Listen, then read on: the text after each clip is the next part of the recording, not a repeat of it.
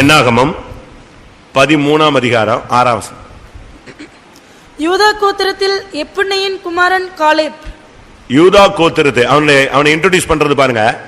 யூதா கோத்திரத்து எப்புன்னையின் குமாரன் காலேப். யூதான்னா இன்னும் கர்த்தரை துதிப்பேன், இதுவரை துதித்ததில்ல. வாசிங்க ஆதியாகமத்தில் யூதா பிறக்கும் போது அவங்க அம்மா சொன்ன வார்த்தை இல்லாட்டா அவங்க அப்பா சொன்ன வார்த்தையை பாருங்க. சீக்கிரம் ஆதியாகமம் 29:35. ஆதியாகமம் 29:35. மறுபடியும் அவள் கர்ப்பவதியாகி ஒரு குமாரனை பெற்று இப்பொழுது கர்த்தரை துதிப்பேன். இப்போது இருந்து இனிமே நான் கர்த்தரை தான் துதிப்பேன். நமக்கு இந்த நாட்களில் துதிக்கிறவங்களா மாறணும். நல்லா கவனிங்க, மழையெல்லாம் பார்க்காதீங்க. மழை பெஞ்சதுன்னா நம்ம ஆளுங்க தூர்னா கோயிலுக்கு வர மாட்டான், மழை பெஞ்சா எப்படி கோயிலுக்கு வருவான்? மழையானாலும் வெயிலானாலும் தொண்டு செய்வேன்னு சொல்லுவான். ஆனா நம்ம ஆளுங்களுக்கு லேசா துதிச்சுன்னா என்ன செய்ய மாட்டான்? அவனுக்கு அப்படியே பொத்தி போது அப்படியே பாதுகாத்து கொண்டு வந்தாதான் கோயிலுக்கு என்ன செய்வா வருவான். வெயில் அதிகமா இருந்தா வரமாட்டான். ஏன்னா ரொம்ப இது ஏன் கோயில்ல தங்கல, கொசு கடிக்குது. அதாவது நம்ம ஆளுங்களுக்கு கொஞ்சம் கூட கிறிஸ்துவ நிமித்தம் கஷ்டப்படணும் அப்படிங்கிற சிந்தை வராது. ரைட்டு. இங்கே பார்த்தால் யூதா கோத்திரத்தால் ஜெபிக்கிறவன் துதிக்கிறவன் தோற்று போகவே மாட்டான். நல்லா புரிஞ்சுக்கோங்க. ஜெபிக்கிறவனும் துதிக்கிறவனும் ஒரு காலத்தில் என்ன செய்ய மாட்டான்? தோற்று போக மாட்டான். காலேப் எப்படி உள்ள போனான்னா அவன் துதிக்கிறவன். அடுத்து எப்புன்னையின் குமாரன், அவங்க அப்பா பேர் வந்து எப்புன்னேன்னு சொன்னா அவன் ஆயத்தப்படுத்தப்பட்டவன் அப்படின்னு அர்த்தம். ரெடியா இருக்கிறது. எப்புன்னே வந்து அப்படின்னா அவன் எதிர்கொள்ளக்கூடியவன், அவன் ஆயத்தப்படுத்தப்பட்டவன் அர்த்தம். நமக்கு இந்த நாட்கள்ல எந்த சூழ்நிலையிலும் நம்ம ஆயத்தமா இருக்கணும். அப்படின்னா என்ன அர்த்தம்? சுத்திகரிக்கப்பட்டவன் அர்த்தம். வாசிங்க தீமோத்தேயு 2:21. 2 தீமோத்தேயு 2ஆம் அதிகாரம் 21ஆம் வசனம். ஆகையால் ஒருவன் இவைகளை விட்டு தன்னை சுத்திகரித்துக் கொண்டால் அவன் பரிசுத்தமாக்கப்பட்டதும் எஜமானுக்கு உபயோகமானதும் எந்த நற்கிரிக்கும் ஆயத்தமாக்கப்பட்டதுமான கனத்துக்குரிய பாத்திரமாய் இருப்பான். பாத்தீங்களா? இவன் தான் ஆயத்தமாக்கப்பட்டவன். அவங்க அப்பா பேர் வந்து எப்னே, அப்படின்னா ஆயத்தமாக்கப்பட்டவன். அவனுடைய பிள்ளை தான் யாரு? காலேப். தகப்பன்மாரா இருக்கிறவங்க எல்லாம் ஆயத்தமா இருக்கீங்களா? கர்த்தருக்காக எதையும் செய்ய ஆயத்தமா இருக்கணும். எப்பொழுது இயேசு வந்தாலும் ஆயத்தமா இருக்கணும். அதுக்கு முன்னால மரணம் வந்தாலும் அதுலயும் அவரை சந்திக்கிறதுக்கு என்ன செய்யணும்? ஆயத்தமா இருக்கணும். எனி டைம் எல்லாத்துக்குமே ரெடியா இருக்கணும். எல்லாத்துக்கும். இன்னைக்கு எக்காலம் துணிக்குது, ரெடி. இல்ல இன்னைக்கு ஓட்ட முடியுது, ரெடி. அப்படி சொல்றவங்க கை வைத்து அல்லேலூயா சொல்லுங்க பார்க்கலாம். கரெக்ட். நல்ல ஒரு வாஞ்சை உங்கள் விசுவாசத்தின்படி ஆக கிடவது. ஆனா இதுக்கு ஒரு ரெடினஸ் இருக்கு, ஒரு ஆயத்தமான ஜீவியம் இருக்கு. ஒருவன் இவைகளை விட்டு தங்களை சுத்திகரித்துக் கொண்டால் பரிசுத்தமாக்கப்பட்டதும் எஜமானுக்கு பிரயோஜனமானதும் எந்த நற்கிரியையும் செய்ய ஆயத்தமாக்கப்பட்ட பாத்திரமாய் இருப்பான். சரி, இவனுடைய லைஃப்ல உள்ள முக்கியமான தன்மை என்ன? கர்த்தர் இவன் மேல பிரியப்பட்டு இவனை பாதுகாத்ததுக்கு காரணம் என்ன? 12 பேரு வேவு பார்க்க போனாங்க. 12 பேர்ல 10 பேர் என்ன செஞ்சிட்டாங்க? துர்ச்செய்தி சொல்லிட்டாங்க. 2 பேர் தான் அப்படிலாம் இல்ல, நாம் எளிதாக சுதந்திரித்துக் கொள்ளலாம் சொன்னாங்க. 10 பேர் பயங்கர துர்ச்செய்தி. இவங்க சொன்னதை கேட்டு ஜனங்கள்லாம் ஓன்னு அழ ஆரம்பிச்சிட்டான். என்னாகமம் 13:33 கடைசியில பாத்தீங்கன்னா, இஸ்ரவேல் புத்திரருக்குள்ளே தாங்கள் சுற்றி பார்த்து வந்த தேசத்தை குறித்து அவர்கள் துர்ச்செய்தி பரம்ப செய்தார்கள். 10 பேர் 12 பேர்ல 10 பேர் ராங் இன்ஃபர்மேஷன் கொடுக்கும் போது காலேப் சொன்னா அப்படி கிடையாது. என்னாகமம் 13:30.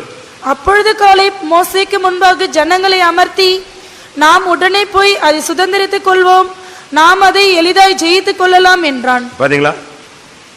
அவனோட போய் வந்த மனிதரோ நாம் போய் அந்த ஜனங்களோட எதுக்கு நம்மால் கூடாது, அவர்கள் நம்மை பார்க்கிலும் பலவான்கள். இதுதான் ஒன்ன நீ புரிஞ்சுக்கணும். உலகத்தில் இருக்கிறவனிலும் உனக்குள் இருக்கிறவர் பெரியவர். அதை நீ விசுவாசிக்கணும்.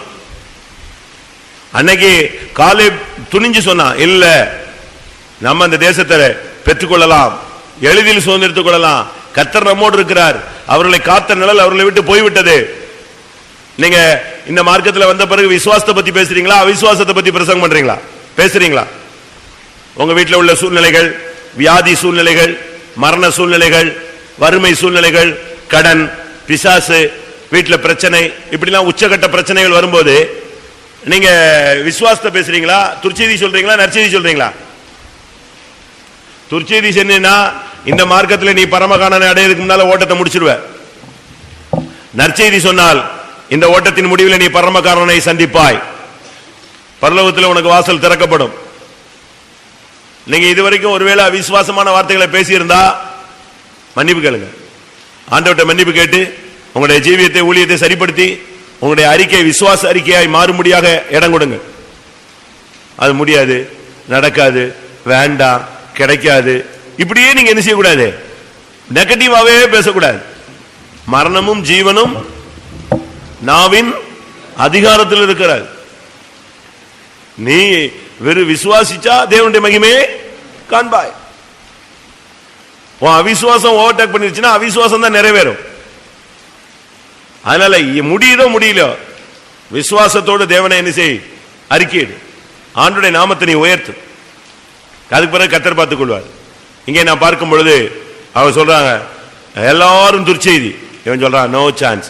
நிச்சயமா கர்த்தர் நம்மோடு இருக்கிறார், நம்ம ஜெயிச்சிருவோம், நமக்கு நிச்சயமா ஜெயம் கிடைக்கும். அப்படி பேசுவீங்களா? அப்படி பேசுவீங்களா?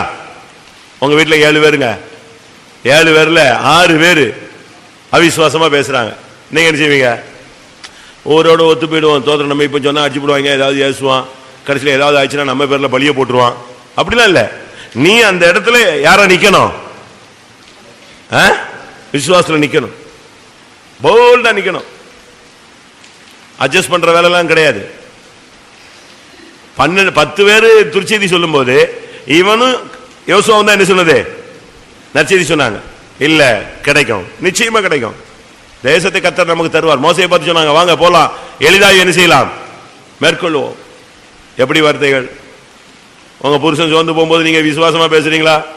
எப்படி சொல்லுங்க.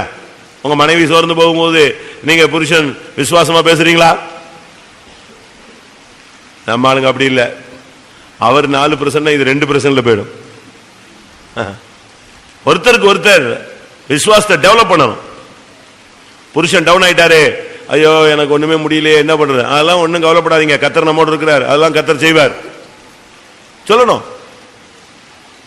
மனைவி டல் ஆயிடுச்சு, இல்ல பிரேயர் போடுவோம், உபாச ஜெபம் போடலாம், நான் உனக்காக ஜெபம் பண்றேன், இல்ல பார்க்கலாம். இப்படி நீங்க ஒருவருக்கு ஒருவர் விசுவாசத்தை என்ன செய்யணும், பூஸ்ட் பண்ணணும். நான் ஒரு இடத்துல இருந்தேன், ஒரு சகோதரன் வியாதியாகி என்கிட்ட வந்து படுத்திருந்தாரு 2 நாளா. அவனுக்கு வயிற்றுல வந்து பயங்கரமான ஒரு எரிச்சல், எரிச்சல்னா தீப்பிடிச்சு எரிஞ்ச மாதிரி இருக்கும். நாங்கள் அவனை வச்சு ஜெபிச்சுட்டு இருக்கோம். அப்போ ஒரு 2 நாள் கழிச்சு ஒரு பழைய விசுவாசி வந்தாரு. இவர்கிட்ட கொஞ்ச நேரம் பேசிட்டு இருந்தாரு, போயிட்டாரு.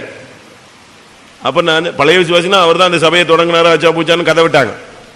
சரி, ஒரு மணி நேரம் கழிச்சு நான் மெல்ல கேட்டேன் இந்த விசுவாசிட்ட, என்னப்பா அந்த பெரியவர் வந்தாரு, என்ன பேசினாரு அப்படின்னு. நான் என்ன நினைச்சிட்டேன், அவர் இவனை நல்லா என்கரேஜ் பண்ணிட்டு போயிருப்பாருன்னு. ஆனா அவர் ஃபீஸை உருவி விட்டு போயிருப்பாருன்னு எனக்கு தெரியாது. இந்த ஆள் என்ன பண்ணிட்டான், என்னையா சொன்னாருன்னு கேட்டேன். இல்ல உனக்கு சுகம் இல்லைங்கிறது உண்மைதான், பாஸ்டர் பிரதர்ட்ட வந்து ஜெபிச்சதும் உண்மைதான், உன்னை யாரா இங்க தங்க சொன்னா அப்படின்னாரா. என்னன்னு கேட்டிருக்கான். பிள்ளைக்குட்டிக்காரன் போடா, நீ நேரம் ஆஸ்பத்திரி போடா, இங்கே வந்து படுத்துக்கிட்டு இப்ப வெளியே போக முடியாம துக்கப்பட்டு இருக்கியா, போ வீட்டுக்கு போயிட்டு வரேன்னு சொல்லிட்டு இப்படியே போயிட்டு அப்படி எங்க போயிடு, எப்படி இதெல்லாம் துர்ச்செய்தி, அவிசுவாசத்தை ஊட்டி விடுற ஆளுங்க. நல்லா கவனிச்சுக்கோங்க. இந்த விசுவாச பாதையில எப்பெல்லாம் துர்ச்செய்தி சொல்றியோ நீ கானானை இழந்து கொண்டிருக்கிறாய். காலை அவன் போல்டா சொல்லுவான். அடுத்து என்னாகமம் 14:38. சாரி, வாசிங்க. தேசத்தை சுற்றி பார்க்க போன அந்த மனிதரில் நூனின் குமாரனாகி யோசுவாவும் எப்புன்னையின் குமாரனாகி காலேபு மாத்திரம் உயிரோடு இருந்தார்கள். அப்படின்னா என்ன அர்த்தம்? கானானுக்குள் போகிற வரைக்கும் உனக்குள்ள ஜீவன் இருக்கணும், மரணம் வரக்கூடாது. வருகையில போகிற வரைக்கும் இல்லாட்ட உன்னுடைய ஓட்டம் முடிகிற வரைக்கும் மரணம் வரக்கூடாது, உயிரோடு இருக்கணும். அப்படின்னு என்ன அர்த்தம்? தோல்வி இல்லாத ஒரு வாழ்க்கை நீ வாழணும், உனக்குள்ள அப்படி ஒரு லைஃப் இருக்கணும். தேசத்தை சுற்றி பார்த்து வந்த மனிதர்களில் யார்தான் உயிரோடு இருந்தது? யோசுவாவும் காலேபும் தான். உனக்குள்ள இருக்கிற அந்த கிறிஸ்து எனக்கு ஜீவன் சொல்றிய அந்த ஜீவனை நீ இழந்துடக்கூடாது, உனக்குள்ள உயிர் இருக்கணும். ஒரு பிள்ளை ஆக்சிடென்ட்ல இறந்துட்டான், ஆனா அவங்க அம்மாவுக்கு சீரியஸ் சொன்னாங்க. அப்படித்தானே சொல்லுவோம் நம்ம. அந்த அம்மா போற வழியெல்லாம் ஜெபிச்சு எப்படியாவது என் பிள்ளைக்கு உயிர் கொடுத்துடும் ஆண்டவரேன்னு போனாங்க. அங்க ஹாஸ்பிட்டல்ல பாடி வச்சிருக்கு, பாடி செத்துப்பிட்டான். ஆனா இவங்க ஓடி போறாங்க, அந்த ஃபேன்ல அந்த சட்டை என்ன செய்யுது, அப்படியே ஆடிட்டு இருந்துச்சு. அப்பா என் பிள்ளை உயிரோட இருக்கான்னு போனாங்க. ஆனா போய் பார்த்த பிறகு தெரிஞ்சது என்னது, பிள்ளை மறிச்சு எவ்வளவோ மணி நேரம் ஆயிடுச்சு. அதுபோல விசுவாசிகள் எத்தனையோ பேர் ஆவிக்குரிய ஜீவிதத்தில் மறிச்சு போயிட்டான். சட்டை இன்னைக்கு காத்துல ஆடிக்கிட்டு இருக்கு, ஃபேன்ல நல்லா ஆடிட்டு இருக்கு. துர்ச்செய்தி, நீ கானானுக்குள் போக வேண்டுமானால் உயிரோடு இருந்தா கானானுக்கு போவ. நான் சாவாமல் பிழைத்திருந்து உம்முடைய செய்கைகளை விவரிப்பேன், பாதி வயதில் என்னை எடுத்துக்கொள்ளாதையும். ஜெபம் பண்ணு, கர்த்தாவே எனக்கு கானானுக்குள் பிரவேசிக்கிற அந்த ஜீவன் வேணும். அடுத்து உபாகமம் 1:36.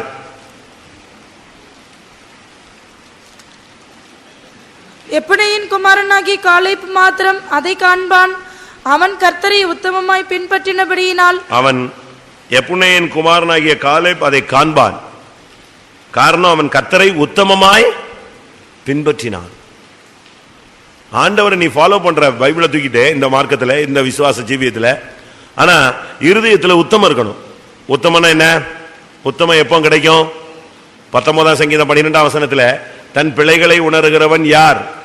மறைவான குற்றங்களுக்கு என்னை நீங்களாக்கும், துணிகரமான பாவங்கள் என்னை ஆண்டுகொள்ள ஒட்டாதிரும். அப்பொழுது நான் உத்தமனாகி பெரும் பாதகத்துக்கு நீங்களாயிருப்பேன். உத்தமமாய் பின்பற்றுங்க. 75 வயசுல ஆபிரகாமை அழைக்கிறார். 25 வருஷமா குழந்தை தருகிறேன் என்று சொன்னார். 99 வயதுல கர்த்தர் அவன்கிட்ட சொன்ன லைவ் வார்த்தை என்ன தெரியுமா? நான் சர்வ வல்லமையுள்ள தேவன், எனக்கு முன்பாக நடந்து கொண்டு உத்தமனாயிரு, நான் குழந்தை தரேன்னாரு. அந்த வார்த்தையை கேட்ட பிறகு உத்தமனாய் அவன் மாறினான். அடுத்த 10 மாசத்துல யார் பிறந்தா? ஈசாக்கு பிறந்தான். வயசாகிறது முக்கியமல்ல, உத்தமர்களாய் மாறினாதான் ஜெயஜீவியம் கிடைக்கும். உத்தமமாய் பின்பற்றுங்கள். 101ஆம் சங்கீதத்தில் தாவீது சொல்லுகிறான், ஆண்டவரே உத்தம இருதயத்தோடு என் வீட்டில் வாழ்வேன், எப்பொழுது என்னிடத்தில் வருவீர். 101:2. உத்தமமான வழியிலே விவேகமாய் நடப்பேன், எப்பொழுது என்னிடத்தில் வருவீர், என் வீட்டிலே உத்தம இருதயத்தோடு நடந்து கொள்வேன். வீட்டுல, பிசினஸ்ல, ஊழியத்துல, ஜீவியத்துல, உன்னுடைய எல்லா பகுதியிலும் உத்தமமான வழி, உத்தமமான ஜீவியம் உனக்கு வேணும், எனக்கும் வேணும். அவன் தான் சொல்றான், உத்தமமான வழியிலே விவேகமாய் நடப்பேன், உத்தமமான வழியிலே என் வீட்டில் நடப்பேன், எப்பொழுது என்னிடத்தில் வருவீர். அவன் வருகை எதிர்நோக்கி வாழலாம். உத்தமர்களாய் மாறணும். உத்தமர்கள் மாத்திரமே கர்த்தரை நேசிக்கிறார்கள். உன்னத பாட்டு 1:3 கடைசியில பாத்தீங்கன்னு சொன்னா, உத்தமர்கள் உம்மை நேசிக்கிறார்கள். ஏன் இயேசுவை உன்னால் அதிகமா நேசிக்க முடியல? ஜீவியத்தில் உண்மை இல்லை, அதனால இயேசுவை நேசிக்க முடியல. நீ மனுஷனை நேசிக்கிற, மனைவியை நேசிக்கிற, புருஷனை நேசிக்கிற, பணத்தை நேசிக்கிற, காரை நேசிக்கிற, வீடு சொத்து நிலங்களை நேசிக்கிறாய், பேர் புகழை நேசிக்கிறாய். உத்தமராய் நீ மாறினா யாரை மாத்திரம் நேசிப்பாய்? உத்தமர்கள். வாசிங்க அந்த வசனம், அந்த வார்த்தை மட்டும். உன்னத பாட்டு 1:4 கடைசியா. என்னை எடுத்துக்கொள்ளும், உமக்கு பின்னே ஓடி வருவோம்.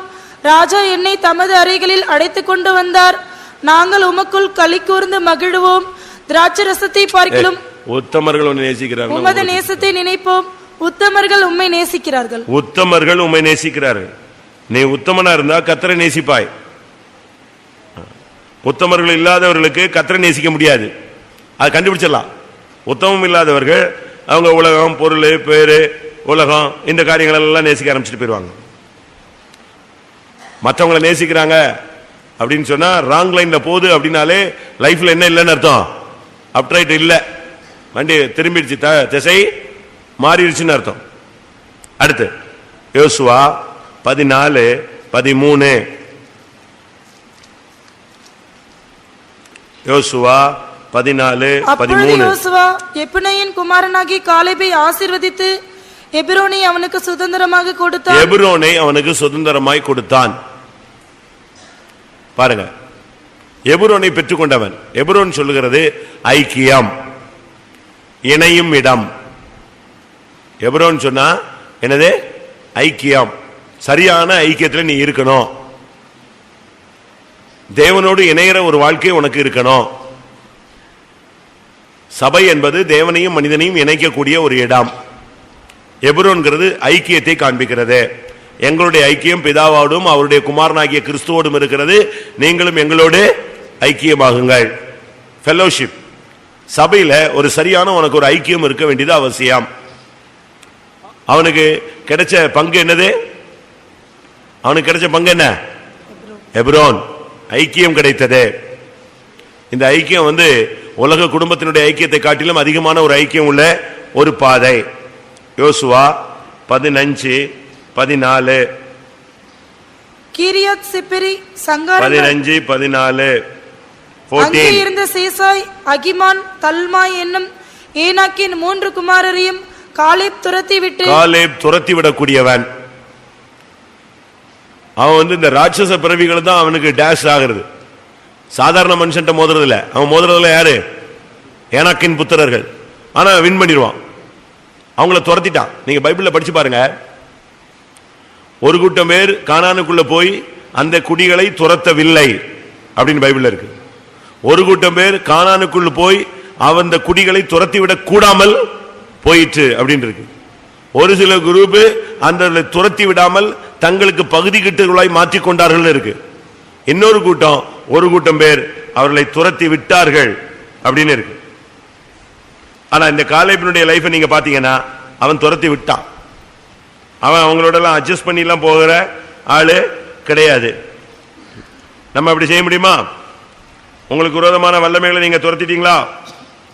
இல்ல துரத்த முடியாம தடுமாறிட்டு இருக்கீங்களா? யோசுவா 13:13. இஸ்ரவேல் புத்திரரோ கெசூரியரும் மாகாத்தியரும் துரத்தி விடவில்லை. அவர்கள் இந்நாள் மட்டும் அங்கேயே இருக்கிறார்கள். ஒரு சிலர்லாம் பிசாசை துரத்தாமலே அதையும் தான் வீட்டிலே வச்சுக்கிறான். பிரச்சனையிலிருந்து வெளியே வராம பிரச்சனையோடய வாழ்ந்துட்டு இருக்கிறான். வியாதியை விட்டு வெளியே வராம வியாதியோடய வாழ்றான். நீ துரத்தி விடவில்லைன்னு சொன்னா அது உங்களுக்குள்ளதான் இருக்கும். அப்படித்தானே இருக்கு. அவர்கள் இந்நாள் மட்டும் எங்கதான் இருக்காங்க? அவர்கள் நடுவே குடியிருக்கிறார்கள். யோசுவா 16:63. எருசலேமிலே குடியிருந்த எபூசியரை யூதா புத்திரர் துரத்திவிடக் கூடாமற் போயிற்று. ஆகையால் இந்நாள் மட்டும் எபூசியர் யூதா புத்திரரோடு எருசலேமிலே குடியிருக்கிறார்கள். இந்த குரூப்புக்கு துரத்தி விட கூடாமல் போயிட்டு பலன் இல்ல, திராணி இல்ல. ஆனா இவங்க என்ன செஞ்சிட்டான்? எப்னேயின் குமாரனாகிய காலேப் துரத்தி விட்டுட்டான். நீங்க துரத்தி விட கூடாமல் போயிட்டா எப்படி என்ன பண்றீங்க? உங்களை துரத்த முடியுதா? துரத்திட்டீங்களா? ஒரு சிலர் அட்ஜஸ்ட் பண்ணி போறாங்க. யோசுவா 17:13.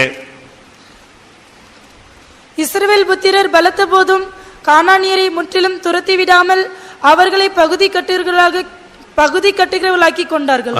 பகுதி கட்டுகிறவர்களாக ஆக்கி கொண்டார்கள். அதாவது அவங்களோட அட்ஜஸ்ட் பண்ணி காம்ப்ரமைஸ் பண்ணி கொஞ்சம் அட்ஜஸ்ட் பண்ணி எங்களை கீழ்ப்படிஞ்சிருந்தா போதும். துரத்தி விட வேண்டிய ஆளை துரத்தி விடு.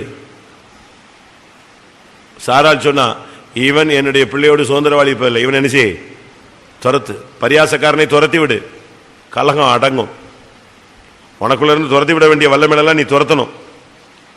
இல்லைன்னு சொன்னா அதெல்லாம் உள்ளே உட்கார்ந்துருக்கும். இவன் என்ன பண்ணான் தெரியுமா? காலை போய் அந்த ஏனாக்கின் புத்திரர் எல்லாம் துரத்தி விட்டான். துரத்திட்டீங்களா? நான் டைம் தரேன், இன்னைக்கு நல்ல டைம் தருவேன். நீயா முட்டி மோதி துரத்தி வெளியே அனுப்பணும். என்னாகமம் 14:24. என்னுடைய தாசனாகிய காலேப் வேறே ஆவி உடையவனாய் இருக்கிறபடியினாலும் அவனுக்கு இருக்கிற ஆவி வேறே ஆவி. எல்லாரும் மாம்சீகமா சிந்திச்சா இவன் வேற தேவனுடைய ஆவியில சிந்திப்பான். எல்லாரும் பார்வையும் மாம்சீகமா இருந்தா இவன் பார்வை தேவனுடைய ஆவியின் பார்வையா இருக்கும். இவனுக்குள்ள இருக்கிறது என்னது? வேறே ஆவி. வேறே ஆவினா என்ன? பொல்லாத ஆவியா? இல்ல, வேறே ஆவினா தேவனுடைய ஆவி இவனுக்குள்ள வேலை செஞ்சு ஒரு வித்தியாசமான கண்ணோட்டம் உள்ளவள், ஒரு தெய்வீகமான கண்ணோட்டமான ஒரு ஆள். இவனுடைய பார்வையே ஒரு தெய்வீகமான தன்மை. எல்லாரும் ஏனாக்கின் புத்திரரை பார்த்துட்டு வந்துட்டு அவங்க ராட்சசர்கள், நாங்க அவங்க முன்னால எப்படி இருந்தோம்? வெட்டுக்கிளி மாதிரி இருந்தோம். இவன் சொன்னா நம்மோடு இருக்கிறவர் அவளோட பெரியவர் தான். இவன் பார்வை எப்படி இருக்கு? அவங்க பார்வை எப்படி இருக்கு? வேறே ஆவி. உன்னுடைய ஆவி ஒரு விலையேற பெற்ற விசுவாச ஆவி, பரிசுத்தமான ஆவியா இருக்கணும். அப்படி ஒரு ரைட் ஸ்பிரிட் உனக்குள்ள வரணும். இல்லைன்னு சொன்னா நீ கானானுக்குள்ள பிரவேசிக்க முடியாது. வேறே ஆவி உடையவன்.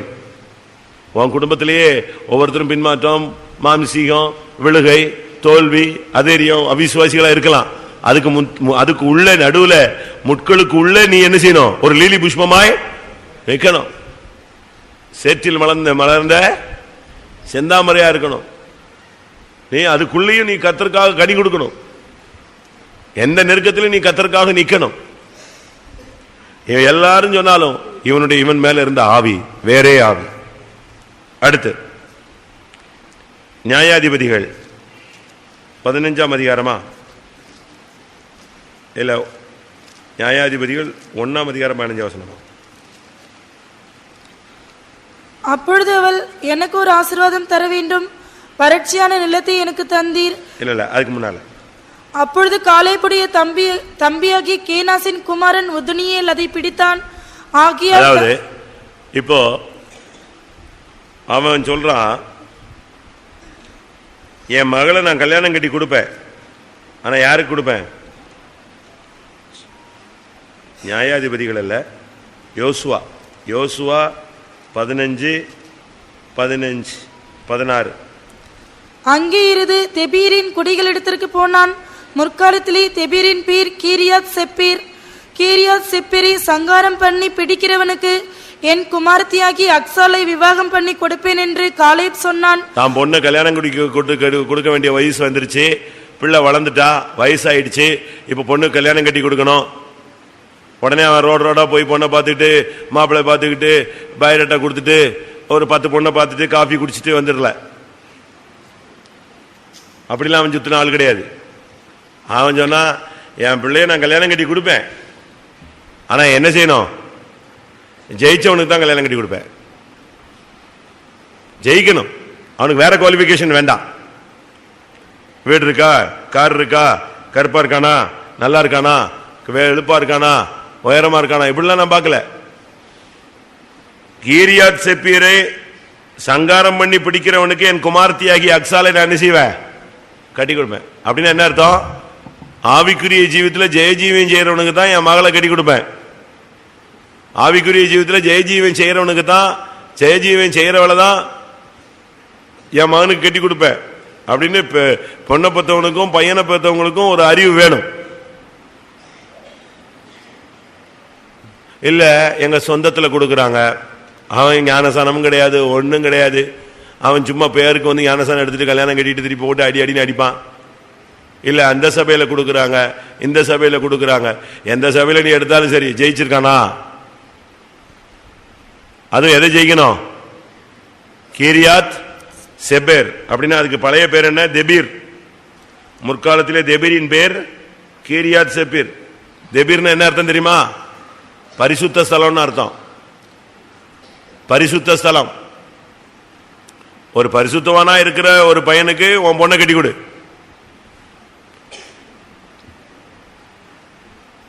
ஒரு பரிசுத்தமா வாழ்ற பெண்ணுக்கு உன் பையனை கட்டி கொடுங்க. அதை விட்டுட்டு வேற குவாலிபிகேஷனை தேடி எங்கேயாவது போய் மாட்டிக்காத. தேடுறான் தேடுறான் தேடுறான், நானும் அடிக்கடி சொல்லி பார்க்குறேன். ஆனால் தேடுறது யாரும் நிறுத்தின மாதிரியே இல்லை. விட்ட மாட்டேங்கிறாங்க. பயணங்கள் தொடருகிறது, விட்ட மாட்டேங்கிறான். அந்த பொண்ணு இந்த பொண்ணு, அந்த பையன் இந்த பையன். ஓ, என்ன பண்றது? அவங்களுக்கு அந்த பாரம் இருக்கு, கரெக்ட் தான். பாரத்தை நான் குறை சொல்லல. ஆனா அதுக்காக நீங்க ஒரு பெரிய லிஸ்ட் வச்சுக்கிட்டு அந்த குவாலிபிகேஷனையே தேடி தேடி தேடி தேடி அந்த இது சரியில்லை, இந்த சரியில்லை, அந்த படிப்பு சரியில்லை, இந்த படிப்பு சரியில்லை, அந்த சம்பளம் சரியில்லை, இந்த சம்பளம் சரியில்லை. இனி வர்றவன் அவன் ஒரு நீ 25 குவாலிபிகேஷன் தேடினா அவன் 50 குவாலிபிகேஷன் தான் வரான். உன்கிட்ட 25 தான் இருக்கு, அவன் அடிச்சுட்டு போயிடுறான். தயவு செய்து ஜெயித்தவனுக்கு நல்ல விசுவாசியா, பிள்ளைய கடைசி வரைக்கும் வச்சுக்குவானா, நல்லா நடத்துவானா, சத்தியத்தில் இருப்பானா, பரலோகத்துக்கு வந்து சேருவானா, ரைட், ஓகே கொடு, அவ்வளோதான். அதை விட்டுட்டு இல்லைங்க எங்களுக்கே வீடு இல்லை, அப்போ வர்றவங்களுக்காவது வீடு இருக்கணும்ல, உனக்கு தான் வீடு இல்லைன்னு ஒத்துக்கிட்டு இல்லை. அதே மாதிரி மிடில் கிளாஸ்லயே போ. நீ ஏன் அடுத்து இன்னும் எதிர்பார்க்கிற? என்ன சொன்னாலும் நம்ம ஆளுங்க இப்பெல்லாம் சிரிச்சுக்கிட்டே கேட்டுக்குவாங்க. என்ன பண்றது, இந்த ஆளுக்கு பேசுறதுக்கு உரிமை இருக்கு, நம்ம கேட்கறதுக்கு வாங்குறதுக்கு உரிமை இருக்கு. அப்படி இல்லை, நீங்க வந்து ஜெபிக்கணும். பழைய காலத்து தமிழ் மன்னர்களை பாருங்க, தான் பொண்ணுங்களை எப்படி கட்டி கொடுத்தாங்க?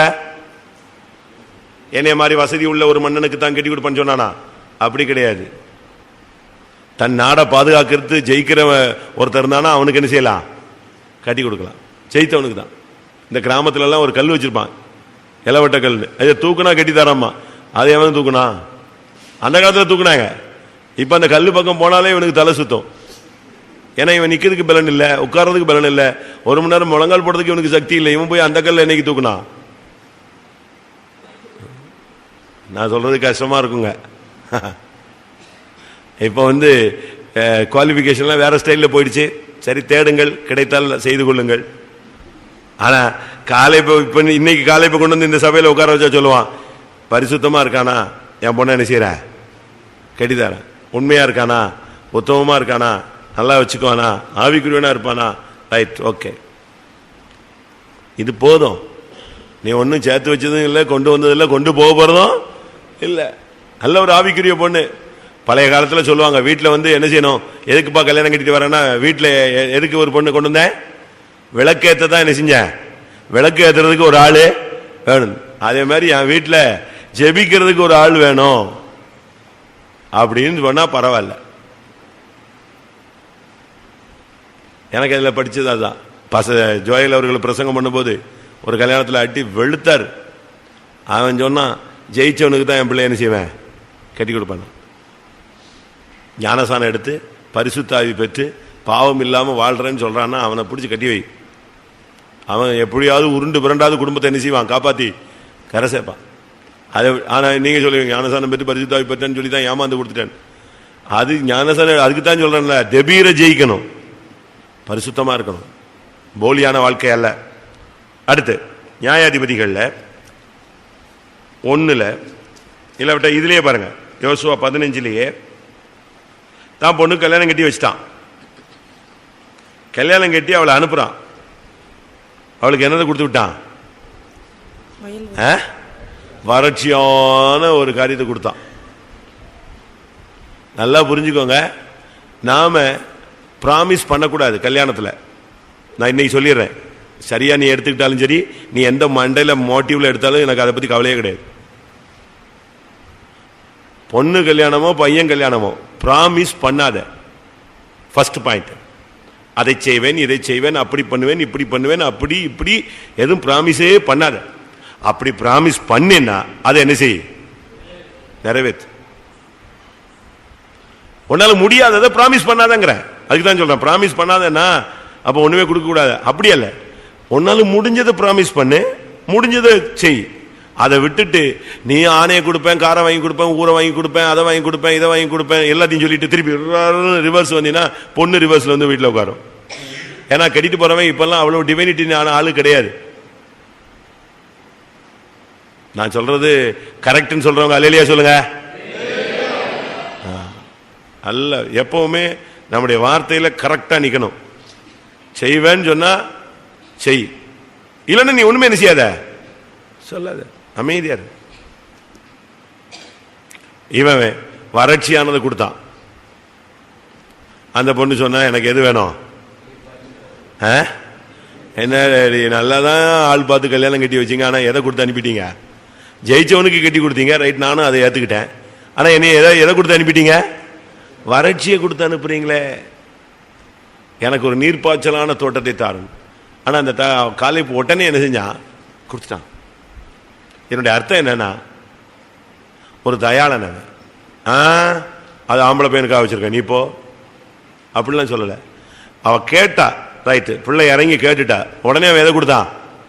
நீர்ப்பாய்ச்சல். அதனுடைய சரியான அர்த்தம், அவனுக்குள்ள வறட்சியும் இருந்தது, நீர்ப்பாய்ச்சலும் இருந்தது. வறட்சி இருந்துச்சு, கொடுத்ததுனா அதே நேரத்தில் அந்த வறட்சியை மாற்றக்கூடிய எது இருந்துச்சு? எது இருந்துச்சு? நீர்ப்பாய்ச்சல் இருந்துச்சு. உனக்குள்ள தோல்விகள் வரலாம், ஆனா அதை ஜெயிக்கக்கூடிய சக்தி உனக்குள்ள இருந்து வேலை செஞ்சு ஜெயிக்கவும் செய்யணும். தடுமாற்றம் வரும். ஸ்திரீகளில் பிறந்தவனில் நீதிமான் ஒருவனும் இல்லையே. ஆனா அதுலயும் கர்த்தர் உன்னை நீதிமான மாற்றுகிறார். வறட்சியை மாற்றக்கூடிய ஒரு நீர்ப்பாய்ச்சல் உனக்கு வேணும். தோல்வியை ஜெயமாக்கக்கூடிய ஒரு சக்தி வேணும். விழுந்தாலும் நீ எழுந்திருக்கக்கூடிய ஒரு சக்தி உனக்குள்ள என்ன செய்யணும்? சொல்லணும், என் சத்துருவே நீ சந்தோஷப்படாதே, நான் விழுந்தாலும் எழுந்திருப்பேன். கடைசியாக யோசுவா 14:13. எப்புன்னையின் குமாரனாகிய காலேப்புக்கு 13 14:13. அப்பொழுது யோசுவா எப்புன்னையின் குமாரனாகிய காலேபை ஆசீர்வதித்தான். யோசுவா 14:13 இல்லையா இருக்கா? எப்புன்னையின் குமாரனாகிய காலேபை அவன் என்ன செய்தான்? ஆசீர்வதி. நீ ஆசீர்வாதம் பெற்ற ஒரு வாழ்க்கை இருக்கணும். சாபம் பெற்ற வாழ்க்கை வாழாத. உன்னை ஒருத்தன் வந்து சபிக்கவே கூடாது. ஊழியக்காரன் உன்னை சபிக்க கூடாது, உங்க அம்மா அப்பா சபிக்க கூடாது, உன் பக்கத்து வீட்டுக்காரன் சபிக்க கூடாது, சபையில் உள்ள ஒருத்தன் யாரும் உன்னை சபிக்க கூடாது. நீ அப்படி ஒரு வாழ்க்கை, சாபம் பிடிச்ச வாழ்க்கை, மற்றவன் உன்னை சபிக்கிற வாழ்க்கை வாழாத. யாரா இருந்தாலும் உன்னை பார்த்து என்ன செய்யணும்? ஆசீர்வதிக்கணும். நீ ஆசீர்வாதமா இருப்பாய். அப்படி ஒரு வாழ்க்கை வாழு. ஆசீர்வதிக்கப்பட்ட தூதன் வந்து மரியாதை பார்த்து என்ன சொன்னா சொல்லுங்க? ஸ்திரீகளில் என்ன அப்படிலாம் இல்லையா? ஸ்திரீகளுக்குள்ளே நீ ஆசீர்வதிக்கப்பட்ட, ஸ்திரீகளுக்குள்ளே நீ ஆசீர்வதிக்கப்பட்டவள் சொல்றான் பாருங்க. லூக்கா 1:42 உரத்த சத்தமாய் அந்த எலிசபெத் சொல்றா. 28 பாத்தீங்கன்னா தூதன் சொல்றான், கிருபை பெற்றவளே வாழ்க, கர்த்தர் உன்னோடு இருக்கிறார், ஸ்திரீகளுக்குள்ளே நீ ஆசீர்வதிக்கப்பட்டவள். இப்ப எலிசபெத் சொல்றா, பரிசுத்தாவில நிறைஞ்சி சொல்றா 42 ஸ்திரீகளுக்குள்ளே நீ ஆசீர்வதிக்கப்பட்டவள். உன்னை ஊழியக்காரங்க ஆசீர்வதிக்காங்களா? உங்க அம்மா அப்பா ஆசீர்வதிக்காங்களா? ஆசீர்வாதங்கிறது ஒரு சப்ஜெக்ட், அது டைம் வரும்போது நான் பேசுறேன் யாரெல்லாம் ஆசீர்வதிக்கணும். இன்னைக்கு உனக்கு நம்முடைய வாழ்க்கை ஆசீர்வாதம் பெறுகிற வாழ்க்கையா, இல்லாவிட்டால் சாபம் பெறுகிற வாழ்க்கையா? நீ ஆசீர்வதிக்கப்பட்ட ஒரு வாழ்க்கை வாழுங்க. மற்றவங்க உன்னை ஆசீர்வதிக்கணும். ஒரு வீட்டில் பிரவேசித்து அந்த வீட்டை என்ன செய்யுங்கள்? வாழ்த்துங்கள், ஆசீர்வதியுங்கள். அந்த வீட்டில் ஆசீர்வாதத்துக்கு பாத்திரன் இருந்தால் நீங்கள் சொன்ன ஆசீர்வாதம் அங்கே தங்கும், இல்லாவிட்டால் அது உங்களோடு திரும்பி வரும். அப்படின்னா என்ன அர்த்தம்? ஒரு விசுவாசி வீட்டில் ஊழியக்காரன் வந்து ஜெபித்து விசிட்டிங் பண்ணி ஆசீர்வதிக்கிறான்னு சொன்னா அந்த வீட்டில் என்னதான் அவன் ஆசீர்வதிச்சாலும் அந்த வீட்டில் உள்ளவன் ஆசீர்வதிக்கப்பட்டவனா இல்லாட்டா அது போய் என்ன செய்யாது? தங்காது. வாசிங்க, எத்தனை வசனம்? மத்தேயு 10:12. மத்தேயு 10:12. ஒரு வீட்டுக்குள் பிரவேசிக்கும் போது அதை வாழ்த்துங்கள். அந்த வீடு பாத்திரமாய் இருந்தால் நீங்கள் கூறின சமாதானம் அவர்கள் மேல் வரக்கடவது, அபாத்திரமாய் இருந்தால் நீங்கள் கூறின சமாதானம் உங்களிடத்திற்கு திரும்ப கடவது. இதை இன்னொரு சுவிசேஷத்தில் எடுக்க முடியுமா? இதே வசனத்தை இன்னொரு சுவிசேஷத்தில் எடுக்க முடியுமா?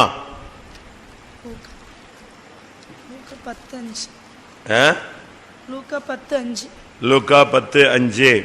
ஒரு வீட்டில் பிரவேசிக்கிற போது இந்த வீட்டுக்கு சமாதானம் உண்டாவதாக முதலாவது சொல்லுங்கள். சமாதான பாத்திரன் அங்கே இருந்தால் நீங்கள் கூறின சமாதானம் அவனிடத்தில் தங்கும், இல்லாதிருந்தால் அது உங்களிடத்திற்கு திரும்பி வரும். முடிஞ்சு போச்சு. அதனால் நாம் இந்த நாட்களில் ஆசீர்வாதத்தின் பாத்திரவான்களாய் இருக்க வேண்டும். காலேப் ஆசீர்வதிக்கப்பட்டவன், அவனை யோசுவா ஆசீர்வதிக்கிறான். ஒன்று, திராணி உள்ளவன், பிசாசின் தந்திரங்களை எதிர்த்து நிற்க திராணி, சகலத்தையும் செய்து முடிக்க திராணி. அடுத்து ஆயத்தமாக்கப்பட்ட ஒரு பாத்திரம். அடுத்து நற்செய்தி சொல்லுகிறவன். அடுத்து துதிக்கிறவன். அடுத்து உயிரோடு இருந்தவன். உத்தமமாய் கர்த்தரை பின்பற்றினவன். ஐக்கியத்தினை பெற்றுக்கொண்டவன். ராட்சச பிறவிகளை துரத்தினவன். வேறே ஆவி உள்ளவன். நீர்ப்பாய்ச்சலான தோட்டம் உள்ளவன். ஜெயித்தவனுக்கு தன் பிள்ளையை கொடுத்தவன். ஆசீர்வாதம் பெற்றவன். இப்படி ஒரு வாழ்க்கை நமக்கு இருக்கா? இருந்தால் துதியுங்கள், இல்லாவிட்டால் ஆண்டவரே இப்படிப்பட்ட வாழ்க்கை இல்லையே என்று மனஸ்தாவப்பட்டு கொஞ்ச நேரம் அறிக்கையிட்டு தேவனோடு நெருங்கி வருவோம். எல்லாரும் கண்களை மூடலாம். இந்த மனிதன் கானானுக்குள் பிரவேசித்தான். கானானுக்குள் பிரவேசித்த பின்பும் கூட அவன் விடல. அங்க போய் மலை தேசத்தை கேட்டு வாங்கி கொண்டான். அங்கிருந்த ராட்சச பிறவிகளை துரத்தினான். இது ஒரு மகிமையான அனுபவம். இவன் தான் கானானுக்குள் பிரவேசித்தது இரண்டாவது நபர். மொத்தமே 2 பேர் தான். பிரியமானவர்களே, ஜெயிக்கக்கூடிய ஒரு வாழ்க்கை இருக்கிறது, பரிசுத்தமான ஒரு வாழ்க்கை இருக்கிறது, பரலோக ராஜ்யத்தில் பிரவேசிக்கிற ஒரு வாழ்க்கை இருக்கிறது, பரலோக ராஜ்யத்தில் மேன்மையான இடங்களை சுதந்திரித்துக் கொள்ளக்கூடிய ஒரு வாழ்க்கை இருக்கிறது. எத்தனை பேருக்கு அந்த வாழ்க்கை வேணும்? ஹல்லேலூயா. அப்படிப்பட்ட வாழ்க்கை இல்லாதவர்கள் அறிக்கையிடுங்கள். கர்த்தருடைய சமூகத்தில், ஆண்டவரே என்னுடைய ஜீவியத்திலே ஆண்டவரே நான் துர்ச்செய்தி பரப்பி விட்டேன், எனக்குள்ள ஆவிக்குரிய மரணங்கள் வந்து விட்டது, ஜெபம் நின்று போய்விட்டது, என்னால் ஸ்தோத்திரிக்க முடியவில்லை, என்னால் துதிக்க முடியவில்லை. இந்த ஜனத்தை எனக்காக ஏற்படுத்தினேன், இவர்களின் துதியை சொல்லி ஒருவாள் நீ சொன்னீர், ஆரம்ப காலங்களைப் போல என்னால் ஜெபிக்க முடியவில்லை. எத்தனை பேர் ஒத்துக்கொள்றீங்க? ஆண்டவரே காலேபுக்குள்ள இருந்ததான அந்த துதியின் ஆவி, அந்த வேறே ஆவி, அந்த ஜெயத்தின் சக்தி எனக்குள் வேண்டும்.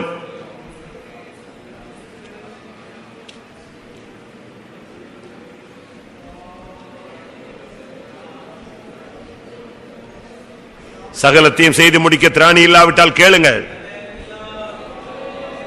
ஐக்கியத்தை விடாதே. உனக்குள் வறட்சியா நீர்ப்பாய்ச்சலா? நீ ஆசீர்வதிக்கப்பட்டவனா சாபம் பெற்றவனா? இன்னைக்கு நேரம் உங்களுக்கு அதிகமாக கொடுக்கப்படும். சில நிமிடங்களில் நீங்கள் அறிக்கை, அதற்கு பின்பு ஒரு நல்ல அபிஷேகம், இந்த வருஷத்தின் கடைசி அபிஷேகத்தை பெற்றுக்கொள்ள வேண்டும். ஹல்லேலூயா. தலையை உயர்த்துங்கள், கண்களை மூடுங்கள். ஆண்டவரே, கானானுக்குள் பிரவேசித்த அந்த காலேபின் வாழ்க்கை எனக்குள் இல்லையே, உத்தமமான வாழ்க்கை எனக்குள் இல்லையே, விசுவாசமான வார்த்தை சொல்லி எனக்கு பழக்கம் இல்லையே, ஜெபம் இல்லையே, துதி இல்லையே. சொல்லுங்க, வாயை திறங்க. கர்த்தரோடு நெருங்கி வருவோம், பலிபீடத்தின் கொம்புகளை பிடித்துக் கொள்வோம். ஹல்லேலூயா. ஆமென்.